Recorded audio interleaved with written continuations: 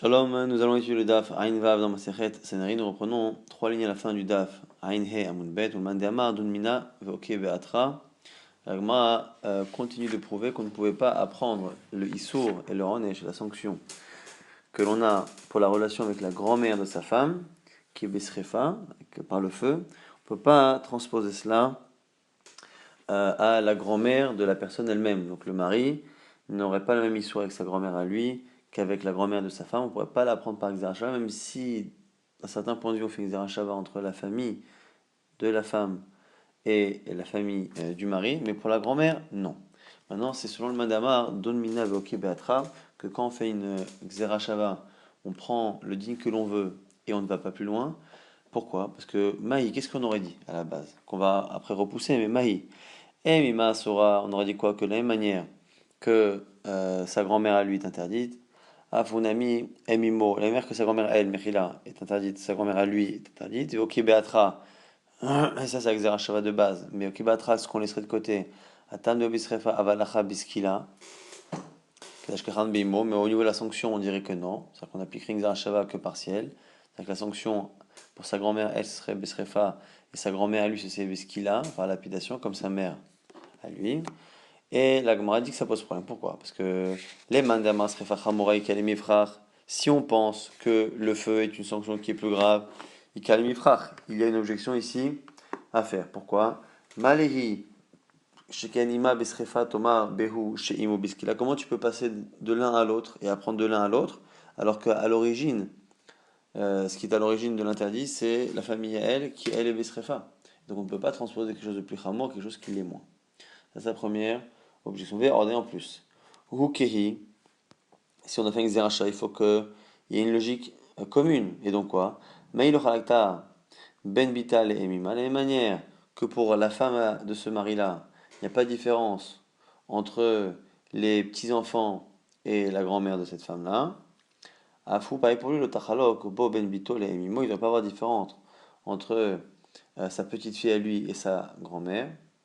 Et du coup, ce n'est pas le cas dans ce qu'il faut. Ou le mandamar, ce qu'il a chamora. Et si on pense que c'est ce qu'il a qui est plus chamo, on n'a qu'une, on n'a pas toutes les couchottes qu'on a posées ici.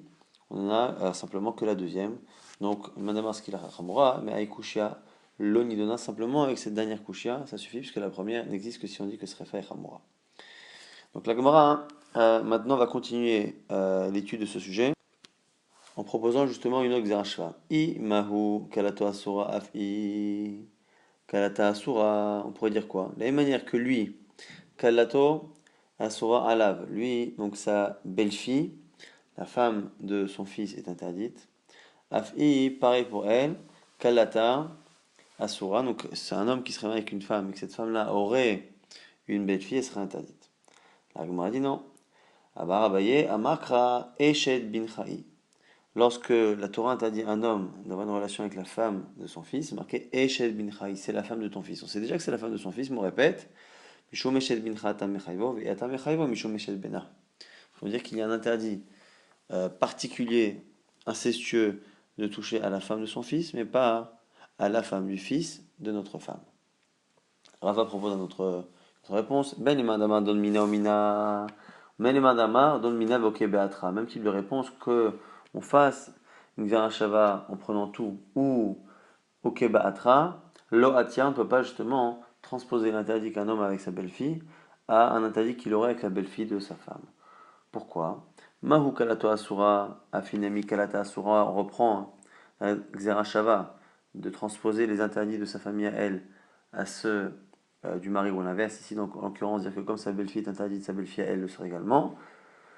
Omina mahu biskila af inami biskila. Si on faisait l'exerashava de manière totale, c'est-à-dire donmina omina, on devrait transposer également le, la sanction.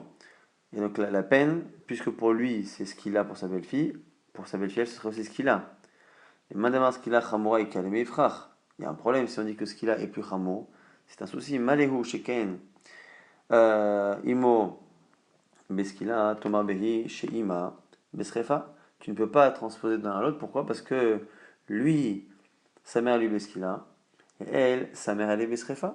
Et donc du coup, tu ne peux pas transposer un interdit à partir du moment où tu pars d'un sujet qui est plus chamour, tu ne peux pas le transposer à un sujet qui est moins strict. Vérodé en plus, bita bisrefa avec alata biskila en plus sur un souci. Pourquoi?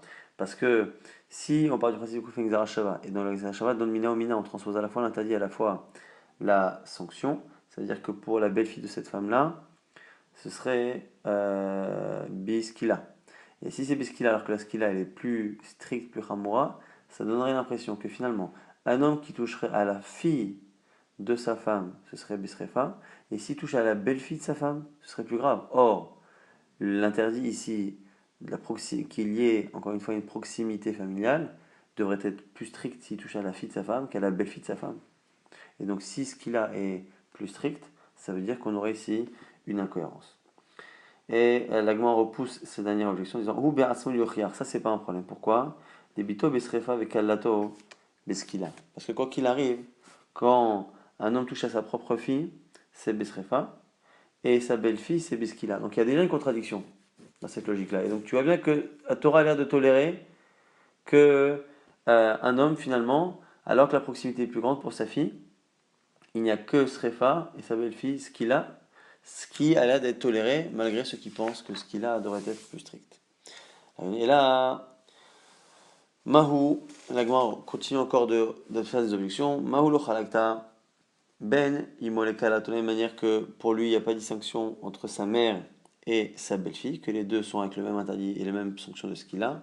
Afilota chalok ba ben ima lekalata, donc là normalement elle aussi, quand on touche à la mère de sa femme ou à la belle-fille de sa femme, ça devrait être la même sanction. Or, on sait que c'est pas la même. Ou le mandamar srefa chamura, mais ekushia, l'onidona.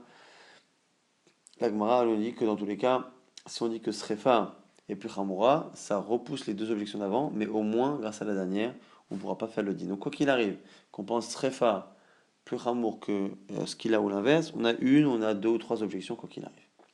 Maintenant, la Gemara veut dire que même selon celui qui ne fait l'exarachava que de manière partielle, ou le mandamar don minavoke beatra, qui dit que quand on est dans une exarachava, on laisse le reste ailleurs. Mavouk alato asura, on aurait dit quoi déjà dans la Xerashava?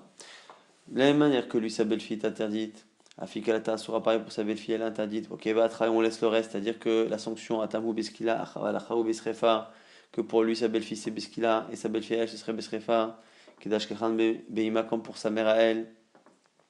Donc, on m'a dit rien, un problème. Les mains d'Amar, skina hamura et kalemi frère, si on pense que ce qu'il a c'est plus hamour, on a tout de même un souci, le même souci. Malé ou sheken imo beskila. Thomas Behi, chez Ima Besrefa, comment tu peux passer d'un sujet qui est plus strict d'un sujet qui est moins strict et lui transposer un interdit.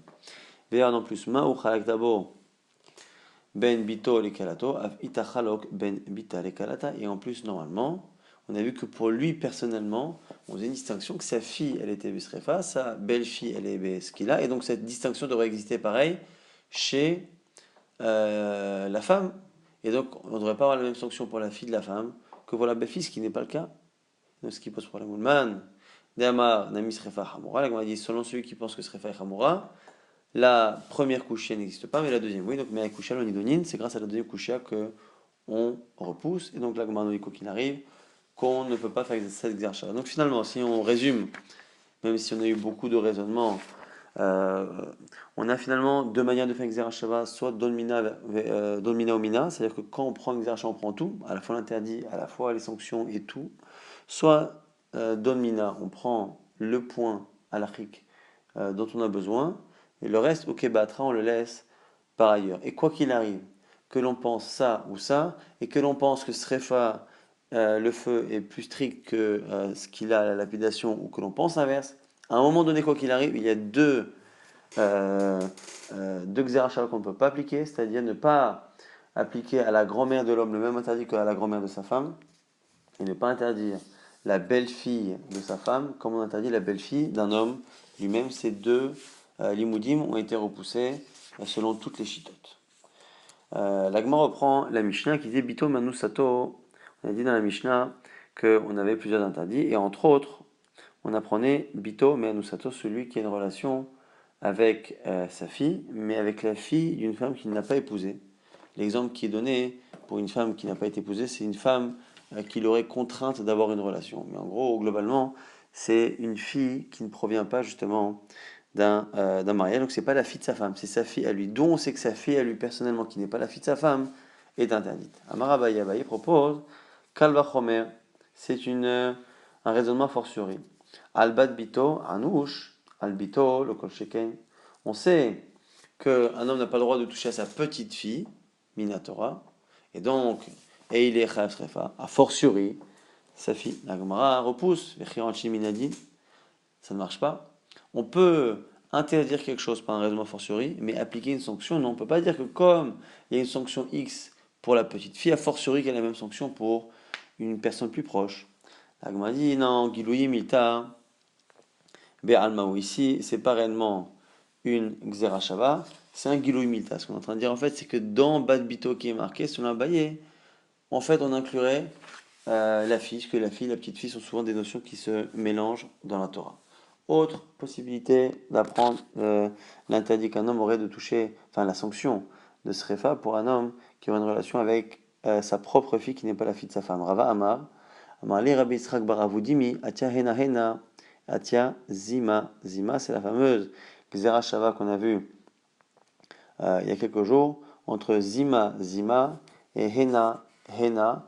On a d'abord Zima Zima qui est marqué à la fois pour la mère de sa femme, et après on retrouve ça pour la fille de sa femme, et là-bas dans la fille de sa femme il est marqué Hena, il est marqué aussi Hena pour la petite fille de l'homme lui-même, et donc on apprendrait à un moment donné que la mère que pour la femme c'est sa fille et sa petite fille qui sont interdites des Chayas Refa, ce sera pareil pour l'homme, sa fille et sa petite fille sont interdites et sont Chayas Refa. Troisième source, Tania Avoua de Rabbi Avin, le père de Rabbi Avin a dit les fiches la manu, les bito manusato, ou tzrach hakatuv lomar, ou batish kohen. Justement parce que lui pense que les deux autres sources ne sont pas des vraies sources, c'est le mot ish qui est dans ou batish kohen. Lorsqu'on parle d'une fille de Kohen qui se profane et qui profane finalement son père, on dit là-bas Ubat Ish Kohen, la fille d'un homme Kohen. On aurait dû dire Ubat Kohen, la fille d'un Kohen. On dit la fille d'un homme Kohen. Pourquoi la fille d'un homme Kohen? C'est pour nous dire qu'elle n'est que la fille de l'homme, entre guillemets, qu'elle n'est pas la fille de la femme. Et on parle là-bas d'un homme qui aurait une relation avec sa propre fille. Et elle n'est pas Bat Ishto, la fille de sa femme, elle est Bat Ish, elle est la fille que de lui-même. Donc elle n'est interdite que parce qu'elle est sa propre fille. Ima Bat Kohen Ibesrefa Ve'en Bo'ala. Besrefa, la Gemara pose une question, elle dit si c'est cela. La fille Cohen, quand elle a une relation, elle est mise à mort par Srefa, le feu. Ven Boala Besrefa, mais celui qui a une relation avec elle, non, parce que pour lui c'est un adultère comme un autre. Abito Manusato, Ibesrefa, Ven Boala. Besrefa, alors si c'est cela, si c'est de là-bas qu'on apprend la relation interdite entre un père et une fille, on devrait dire que si ils ont une relation consentie tous les deux, elle devrait être Besrefa et lui, non.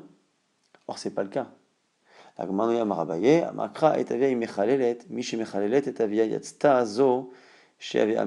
Pourquoi finalement on n'applique pas cette distinction qu'il y a entre la fille et l'homme au niveau de la punition qu'il y a dans la Bat Kohen? Parce que là-bas c'est justifié.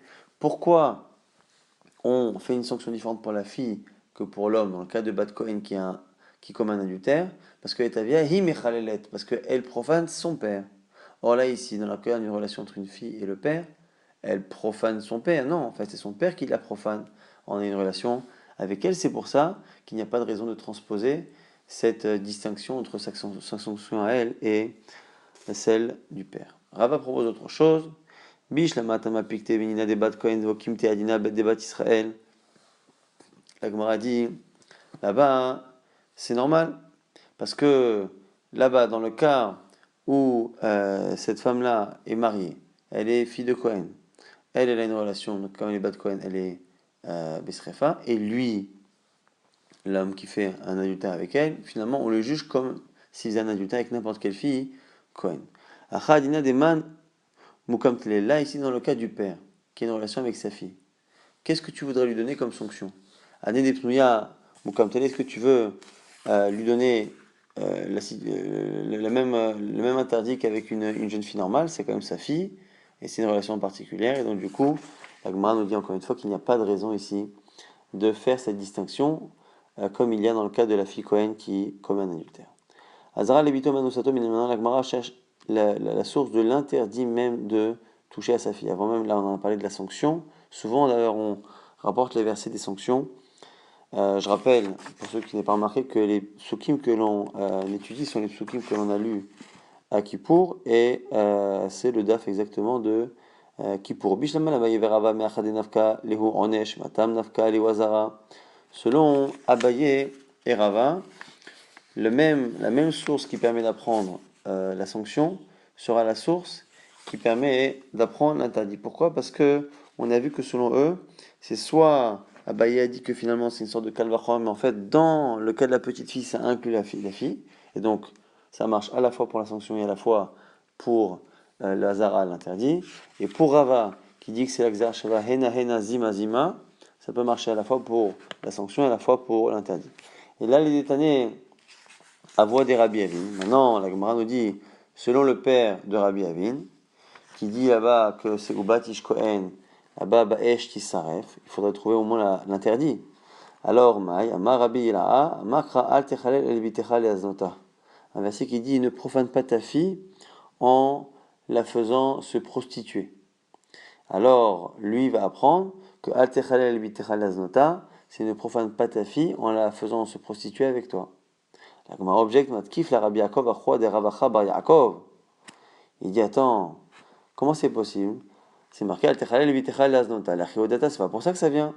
Hami ba'ili Chetania, on l'apprend dans une autre braïta. Al Techalel Bitecha Leaznota Yachol. Bekohen Amasi et Bito la Levi Israël Akatou Medaber. Une braïta qui se pose la question, ça veut dire quoi ne pas profaner sa fille? S'il y avait marqué que profaner sa fille, on aurait pu penser que c'est un Kohen qui, parce qu'il donne sa fille à quelqu'un qui n'est pas Kohen, il la profane d'une certaine manière. Simplement, l'aznota, c'est ça que la Torah a précisé, l'aznota en la prostituant. On parle ici d'une profanation par relation, et la Gemara conclut, la Braïta conclut, que c'est un homme qui donne sa fille à un homme sans qu'il y ait intention de mariage, donc celui qui laisse finalement un homme profiter d'une relation avec sa fille sans la lui donner en mariage. Et donc du coup, on a déjà une dracha de ce verset-là. Donc comment Rabbi Laha peut dire que c'est de ce verset qu'on apprend l'interdit qu'un homme aurait de toucher sa fille? La Gemara dit, on apprend deux choses. Imka et Makra al-Tachel. Si on voulait parler de profanation, on aurait dû dire al-Tachel. Maï Techalel. Techalel, ici il y a le lamed qui est redoublé pour dire Shema Amina Tarte, pour apprendre qu'il y a finalement deux chiloulim, deux interdits qu'on peut faire avec sa fille. Le fait de la transmettre à un homme sans qu'il y ait intention de mariage, et le fait évidemment d'avoir une relation incestueuse avec elle. Maintenant, selon Abaye et Rava, qui n'ont pas besoin d'apprendre une deuxième chose, enfin cette deuxième chose, que vont-ils faire de ce verset-là, Al-Techalel, qui est censé apprendre deux choses? Une, on l'a dit, c'est le fait de ne pas la donner sans mariage, et l'autre, le fait de ne pas la toucher. Abaye et Rava l'apprennent déjà soit par le Kalvachomer, soit par Hena Hena Zima Zima, la Gemara dit Amar Rabbi Mani, Zamasi et Bito les Zaken, c'est celui qui donne sa fille à une personne âgée. Kedetania, Al Techalel Bitechal Aznota, comme certains veulent dire dans une marita, ne profane pas ta fille en la prostituant. Rabbi Eliezer Omer Zamasi et Bito les Zaken, selon Rabbi Eliezer, c'est celui qui donne sa fille à une personne âgée. Rabbi Akiva Omer Zamaché Bito Bogeret, et selon Rabbi Akiva, c'est celui qui attend que sa fille grandisse avant de la marier. Alors on va essayer d'expliquer rapidement ce que ça veut dire. Celui qui donne sa fille à une personne âgée, donc déjà s'il donne sa fille, ça veut dire qu'elle est mineure, et donc si elle est mineure, ça veut dire qu'elle ne choisit pas. Et donc il choisit pour sa fille, comme c'était le cas fréquemment à l'époque, simplement il choisit quelqu'un d'âgé. Et comme il choisit quelqu'un d'âgé, il est très probable que cette jeune fille-là, quand elle va grandir, ne soit pas satisfaite de son mari. Et si elle n'est pas satisfaite, il est en train de la pousser finalement à tromper son mari. Et donc c'est pour ça que Al-Tachel, Techalel et Bitechal Aznota, ça peut vouloir dire ça. Selon Rabbi Akiva, c'est autre chose, comme à l'époque on mariait les jeunes filles très très jeunes, on les mariait justement avant qu'arrive l'adolescence et qu'arrive la période où les femmes peuvent être amenées à désirer physiquement d'autres hommes et qu'elles se comportent mal. Et donc du coup, selon Rabbi Akiva, là où l'habitude était de marier les femmes jeunes, celui qui la garde plus longtemps prend ce risque-là, et on verra par la suite qu'en plus c'est quelqu'un qui le fait dans son propre intérêt. Quelqu'un qui veut profiter d'avoir une fille à la maison qui l'aide, et donc au lieu de penser à elle, penser à son bien-être, de faire en sorte que, avant même qu'elle commence à avoir les premiers désirs de se marier, elle soit déjà, euh, entre guillemets, casée, lui préfère la garder pour ses profits personnels, comme on verra dans la Sugia qui va suivre. Et donc, du coup, ce serait ça que Rava et Abaye apprendraient, puisqu'ils n'ont pas besoin d'apprendre l'interdit d'inceste dans ce double interdit de Al Techalel et Vitechal Azota. Marav Kana Mishum Rabbi Akiva. On va dire au Rabbi Akiva Enecha Ani Israël et la Racha Arum Vamaché Bito Bogeret. Selon Rabbi Akiva, il n'y a pas de pauvre en Israël, si ce n'est Racha Arum, un fauteur, Arum qui est comme ça vicieux, malicieux, malhonnête, qui fait les choses en cachette. Vamaché Bito Bogeret est celui qui attend sa fille pour la marier adulte. La Gemara s'étonne, elle dit mais je comprends pas. L'interdit justement de Maché Bito Bogret, de celui qui laisse sa fille ne pas se marier tout de suite, c'est Davka justement un exemple de Racha Harum, de quelqu'un qui ne fait pas un interdit de manière claire. Il ne fait pas Avodazara, il ne commet pas un meurtre, c'est pas quelque chose qui est clairement un sourd, mais il s'arrange pour garder sa fille un peu plus longtemps. Donc c'est exactement la même chose, la Gemara dit Maché Bito Bogret, la Racha Harum, mais c'est la même chose, c'est le même. Alors la Gemara dit Amarabaye, Chikama, Ezewani Racha Harum. Zamaché Bito Bogeret, tu as raison, il faut corriger. C'est qui le Racha Harum? C'est qui le genre de personnes qui sont mauvaises et de manière comme ça discrète, c'est-à-dire qu'on ne se rend pas compte qu'en fait ils ne pensent qu'à eux? C'est justement celui qui attend avant de marier sa fille. Et dans le même genre, on dit au Rabbi Akiva, fais attention à celui qui te conseille en fonction de ce qu'il arrange. Là aussi, la Gemara ici révèle quelque chose d'assez fin, des personnes qui peuvent être bien en tout point, en tout cas en apparence, être très bien, faire des misotes et ne pas passer pour quelqu'un de rachat, de mauvais, mais qui dans le fond, parce qu'ils prennent leurs décisions avec une certaine subjectivité, sont considérés ici comme rachat, harum. Amarav, Yuda Amarav, Amassi Bito les Zaken, celui qui donne sa fille à une personne âgée, Amassi Isha Libno Katan ou l'inverse, il donne sa fille à un enfant qui est beaucoup plus jeune et donc qui ne peut pas non plus satisfaire cette femme. Et celui qui rend une Aveda, un objet perdu, à un idolâtre, pas un non-juif, mais un idolâtre. C'est sur lui que la Torah dit les Sefot Harava et Atsemea. Il essaye de lier Rava et Tsemea, celui qui est rassasié, celui qui a faim. Et c'est marqué dans la suite Lo Yove Hashem, c'est le Achlo, Akadosh Baruch Hu, ne souhaitera pas, n'acceptera pas de lui pardonner. On parle là-bas, dans les dernières parachiotes du Sefer Torah, là-bas, on dit Peyesh Bachem, Misho Isha, de peur que lorsque Moshe Rabbeinu Nitzavim réunit les Bnei Israël, il leur dit faites attention qu'il n'y ait pas parmi eux quelqu'un, un homme, une femme, dont le cœur pourrait se détourner d'Hachem. Et on dit les mains Sefot Arava et Tatsemea. Et ici, c'est une allusion au fait que la personne finalement essaye de relier deux choses qui ne sont pas possibles à relier. Un homme qui est âgé ne peut pas satisfaire physiquement une jeune fille, et un jeune homme trop jeune ne peut pas non plus satisfaire une femme, et donc il va faire en sorte dans ce cas-là d'essayer de lier Rava et Tsemea, celui qui est rassasié, celui qui a faim, et donc du coup ça va poser un problème pareil pour le Rav d'Avodazara, celui qui fait Avodazara, qui ne pratique pas la justice, qui n'a pas de savoir-vivre, lui, entre guillemets, est rassasié de mitzvot, c'est-à-dire qu'il ne cherche pas à œuvrer pour la volonté d'Akadosh Baruch Hu, alors que le juif, oui. Et donc, le fait de mettre sur le même plan la mitzvah, de rendre un juif qui, grâce à l'objet que je vais lui rendre, va pouvoir continuer d'œuvrer pour accomplir la volonté de Dieu, le fait de le mettre sur le même plan que le kouti, c'est quelque chose qui n'est pas correct. On objecte, métive et... Alors, avec Ishtok et Goufo, celui qui aime sa femme comme son corps. Et celui qui la respecte plus que son corps. Il faut aimer sa femme et lui faire comme pour soi-même. Mais pour tout ce qui est habit, tout ce qui est kavod, il faut lui donner plus à elle qu'à soi-même. Celui qui éduque ses enfants dans le droit chemin. Et celui qui les marie, Samour la Pirkan, juste très jeune. C'est celui qui s'est marqué, et tu sauras que ta maison, ta tente est en paix. Et tu verras qu'il n'y aura pas de faute. Et donc du coup, on a l'impression finalement qu'il faut marier son fils très jeune. L'Agma dit Samour le Pirkan, Sha'ane. L'Agma dit c'est spécial. Quand on dit ici que c'est interdit, c'est celui vraiment qui est petit, mais lorsqu'il est jeune, à la limite, c'est autorisé. Donc c'est une différence entre juste après l'âge autorisé, juste avant. Tanora Banan, on a une braïta. Alors, Evet Shchena, Vamkarev et Krova, celui qui aime ses voisins, celui qui rapproche ses proches de la famille de la Torah, Vanose et Batachoto, celui qui épouse sa nièce, la fille de sa sœur, qui en général lui ressemble, et donc c'est un shidour, on va dire, qui est cohérent. Vamavé, c'est là la Ani. Béchad Dochako, celui qui prête de l'argent, c'est là à un pauvre lorsqu'il en a besoin, là, que Omer. Asikra Vachem Yahane, c'est celui que c'est marqué dans Ishaya. Tu appelleras Dieu et Dieu te répondra. On va enfin rapporter cette fameuse dracha qu'on a vue il y a quelques jours, dans laquelle il y avait une marque entre Rabbi Akiva et Rabbi Ishmael. C'est marqué toujours dans la paracha qu'on a étudiée à Kippour. C'est marqué un homme qui épouse une femme et sa mère, qui touche à une femme et sa mère. Par le feu, on le brûlera lui et elle au pluriel eten. Alors c'est étonnant, parce que normalement, Oto va être mehem. Et c'est Rabbi Ishmael qui le dit d'ailleurs, c'est faux, parce que c'est que lui et que une des deux, c'est-à-dire la deuxième, la première c'est sa femme. On ne peut pas tuer la première alors qu'elle ne sait pas que il s'apprête à toucher l'autre. Donc du coup, Rabbi Ishmael dit non, une des deux, pas les deux. Rabbi Akiva, Oto va être shtehen.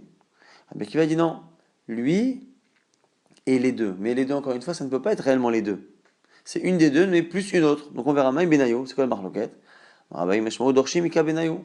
C'est Mashmaou Dorshin. Comment on est Doresh? Comment on explique le verset? Rabbi Shmuel Savar Oto ve Ethen. Oto ve Achad Mehem. Lui dit Rabbi Shmuel, on peut très bien dire que Oto ve Ethen, lui et Ethen, c'est pas Ethen et le pluriel, c'est Ethena. C'est pourquoi? Parce que chacun Belachon Ivani Korin Lachat Hena. En grec, une seule, on peut l'appeler Hena. Donc pour lui, il n'y a pas réellement de problématique. Oto ve Ethen, ça peut très bien être une. Donc du coup, Ve'em Chamoto, Midrasha Atia. Et donc du coup, on ne parle ici que d'une femme et d'un homme, Oto Ve'eten, un homme et une femme. Donc c'est qui la femme? C'est la mère de sa femme qui l'a touchée après avoir épousé cette femme. Rabbi Akiva Savar, Oto Ve'eten, Oto Ve'etchen, lui dit non. Il n'y a pas de mashmo d'orchine, on ne peut pas dire que Hena c'est une seule, donc il y en a deux. Or, les deux qu'on va brûler, ça ne peut pas être sa femme. Ça peut être sa belle-mère, mais une autre. Et ce serait qui? Ce serait une autre qui n'est pas encore dans ce cas-là, mais qu'on imaginerait, c'est la grand-mère de sa femme. Et c'est comme ça qu'on a la fameuse marque qu'on avait citée. Est-ce que la grand-mère de la femme, elle est interdite minakta, c'est marqué, c'est écrit, ou c'est midrasha. Donc, oto vaeten oto velochteen, em chamoto achaktiva. Donc, selon Rabbi Akiva, c'est comme ça que l'on apprend que la grand-mère de la femme, elle est écrite dans la Torah, puisque c'est elle, eten, elle au pluriel. Rava propose une autre explication de la marloquette, Ramoto Lachamita et Kabenayu, côté qui discute sur le statut de la belle-mère après la mort. Rabbi Ishmael Savar, Ramoto Lachamita Bisrefa. Rabbi Ishmael, même après la mort, sa belle-mère, elle est Bisrefa. Mais Rabbi Akiva Savar, Issoura Be'alma, selon Rabbi Akiva seulement, il y a un Issour. Nouvelle Mishnah, Ve'eluhen, Aneragin, voici ceux qu'on va tuer par la lame, Arotseach, le meurtrier, Vancherin Nachat, ceux qui ont pratiqué l'idolâtrie avec toute la ville. Celui qui tue son prochain avec une pierre ou avec le fer. Et celui qui retient quelqu'un sous l'eau pour le noyer, ou dans le feu, il ne peut pas en sortir. Il meurt, celui qui jette son prochain dans le feu ou dans l'eau, Misham va mettre, et il peut le faire remonter, et il meurt, patour. Il sera patour. Dans le cas où j'ai jeté quelqu'un dans l'eau, mais qu'il peut remonter, qu'il meurt, patour. Shisabo est à Kelev, ou Shisabo est à Nachash, patour. Celui qui a envoyé un chien ou un serpent et qui l'a tué de cette manière, il est patour. Et Shir Bo est à Nachash. Dans le cas où on a pris le serpent nous-mêmes par la main et qu'on a mis nous-mêmes les dents du serpent sur la peau de la personne, là, une marquette Rabbi de Mechayev, Chachamim, disent qu'il est patour. Au sujet de celui qui tue quelqu'un par un objet, en général, on dit là-bas, Biklia et Siad, avec un objet qui se tient à la main. Et qu'est-ce qu'on apprend de là? on apprend qu'il faut que l'objet ait une certaine dimension, qu'il y ait au moins dans cet objet une dimension pour qu'il puisse tenir dans ma main, pour qu'on puisse appeler ça un objet, puisse appeler ça une arme. Sinon, c'est pas une arme. Mais il n'y a pas cela pour le fer. Shabarzel memid bekol shehu. Car le fer tue, quelle que soit la taille. Et une braïta qui confirme, Rabbi Omer, Galo viadol ibne Mishama vayarolam shabarzel memid bekol shehu. Quelque chose de dévoilé devant celui qui a créé le monde. Intéressant cette expression, comme s'il fallait dire tout cela, que le fer tue avec quoi que ce soit. Les fichal, on atteint Torah boshio, c'est pour ça que la Torah n'a pas de shiur. On a l'impression ici que on nous apprend ici quelque chose qui n'était peut-être pas vérifiable à l'époque, mais que nous aujourd'hui, avec évidemment les pistolets et ce genre de choses, on peut voir effectivement que le fer, finalement, avec une taille très petite, peut causer des dommages énormes. Et ici, on a l'impression que Rabbi ne peut pas le prouver, mais il le dit en disant Galou ve'adol ifne mishamar vayamakom, c'est quelque chose qui est connu et su d'Akadosh Baruch Hu qui a créé le monde, que le fer a une capacité à tuer beaucoup plus que les autres matières. L'année millet, débarzé, Mivra Zagman nous dit que cela c'est quand c'est la pointe du couteau qui touche et non pas ici le côté. Donc effectivement la pointe, c'est ce qui se passe quand on tire à bout portant avec une arme, c'est justement la pointe, le côté transperçant du fer qui peut faire autant de dégâts. On reprend la Mishnah avec Kavash, Alav et Tochamé, on a parlé de celui qui retenait quelqu'un la tête sous l'eau. Alors la Gemara va se demander pourquoi dans la Mishnah on a appris à la fois celui qui retient quelqu'un sous l'eau ou dans le feu et celui qui pousse quelqu'un dans le feu ou dans l'eau. Le début vient nous apprendre que Sefer Ributa Kamashmanan et la fin aussi vient nous apprendre quelque chose. Ributa Kamashmanan,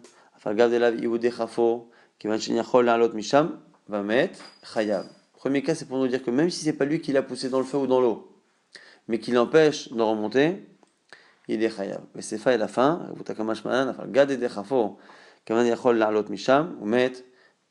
la fin, c'est venu nous dire que voilà, même s'il l'a poussé, si la personne peut finalement remonter, il est patou.